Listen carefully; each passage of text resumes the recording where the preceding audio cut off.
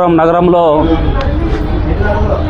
ప్రభుత్వ ఆసుపత్రి ముందర ఈరోజు ఇక్కడ ఉన్నటువంటి పేదలు తమ జీవనాధారం కోసం అక్కడ వివిధ చిన్నపాటి తోపుడు బండ్ల మీద వ్యాపారం చేసుకుంటూ తమ జీవనాన్ని కొనసాగిస్తూ ఉన్నారు. గత కొన్ని సంవత్సరాలుగా వీళ్ళు అక్కడ ఉపాధి పొందుతూ అక్కడ జీవనం కొనసాగిస్తూ ఉన్నారు. ఇప్పుడు ఏం జరిగిందో ఏమో తెలియదు, కానీ అక్కడ ఉన్నటువంటి ఆ తోపుడు బండ్ల మొత్తం కూడా జేసీపీలు వేసి మొత్తము తొలగించినటువంటి పరిస్థితి. ఈరోజు ఆక్రమణలు తొలగించాలంటే అనంతపురం నగరంలో ఎన్నో ఆక్రమణలు ఉన్నాయి, అవన్నీ కూడా తొలగించాల్సిన అవసరం ఉంటుంది. కానీ ఈరోజు పేదల జీవనోపాధి పొందే ఆ తోపుడు బండ్లు మాత్రమే ఈరోజు ఎందుకు తొలగిస్తూ ఉన్నారని చెప్పి ఈ సందర్భంగా తెలియజేసుకుంటా ఉన్నాను. ఈరోజు మీరు నిర్దాక్షిణ్యంగా తొలగించారు.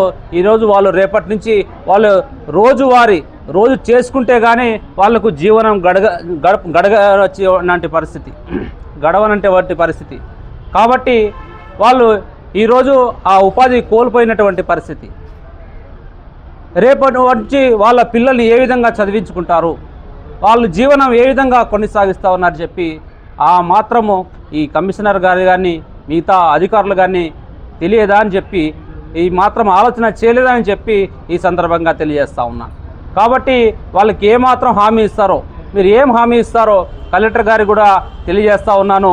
వాళ్ళకి న్యాయం చేయాలని చెప్పి వాళ్ళకు జీవనోపాధి కల్పించిన తర్వాత వాళ్ళకి ఎటువంటి నోటీస్ ఇవ్వకుండా వాళ్ళకి మొత్తం తొలగించేసి వాళ్ళకి ఈరోజు జీవనోపాధి లేకుండా చేశారు. కాబట్టి వాళ్ళకి ఏ విధంగా న్యాయం చేస్తారో మాకు హామీ ఇవ్వాలని చెప్పి కూడా ఈ సందర్భంగా తెలియజేసుకుంటాను. కమిషనర్ గారు, కలెక్టర్ గారిని కోరుతా ఉన్నాను.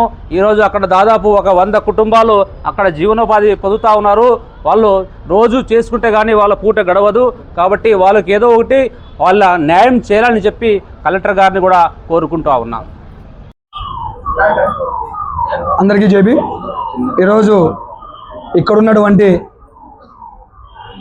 ప్రజలు, ఇక్కడ ఉన్నటువంటి తోపుడు బండ్లు కార్మికులు ఈరోజు దాదాపు 25 సంవత్సరాల నుంచి కూడా అనంతపురం అర్బన్ ప్రభుత్వ ఆసుపత్రి ముందర ఎన్నో రకాలుగా ఇబ్బందులు పడి ఎంతో దూరం నుంచి వచ్చే ప్రజలకు 50 రూపాయలకి అన్నం పెడుతూ, చిన్న పిల్లలకు పాలు పోస్తూ, తక్కువ రేట్లో ప్రజాభివృద్ధికి అలాగే ప్రజలకు సహాయం చేస్తున్న ఇలాంటి అమాయకులను ఈరోజు 8:30 గంటల సమయంలో వితౌట్ నోటీస్, ఇన్ఫర్మేషన్ లేకుండా జేసీబీ తెచ్చి దాదాపు 100 మందిని నిస్సహాయాలు చేసి బజారుకు వీడ్చాది ఈ గవర్నమెంట్.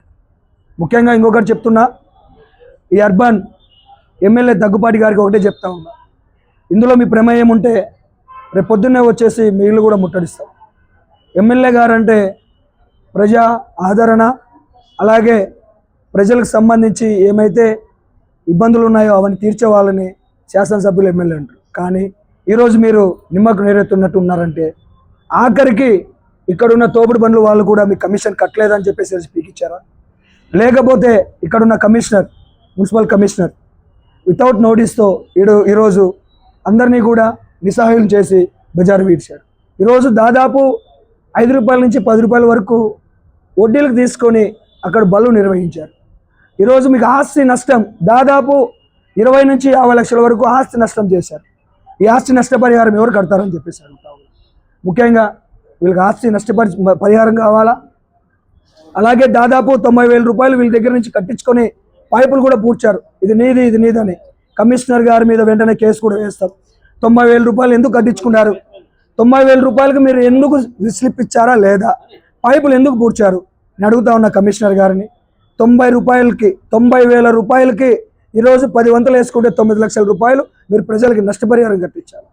ఏ రీజన్తో, ఏ జీవో ప్రకారం మీరు ఈరోజు 90,000 రూపాయలు వసూలు చేశారని చెప్పేసి జై భీమ్రావ్ భారత్ పార్టీ తరపున నేను అడుగుతా ఉన్నా. ముఖ్యంగా కలెక్టర్ గారు గమనించాలా, కలెక్టర్ గారు శాతగానితనమా అని చెప్పేసి అడుగుతున్నా. ఒక్కసారి విజిట్ చేయయ్యా. ఏదో ఎలక్షన్ కమిటీ లేదంటే ఎలక్షన్ సర్వే అని చెప్పి తిరుగుతూ ఉన్నారు. గవర్నమెంట్ హాస్పిటల్ నిస్సహాయ స్థితిలో ఉంది.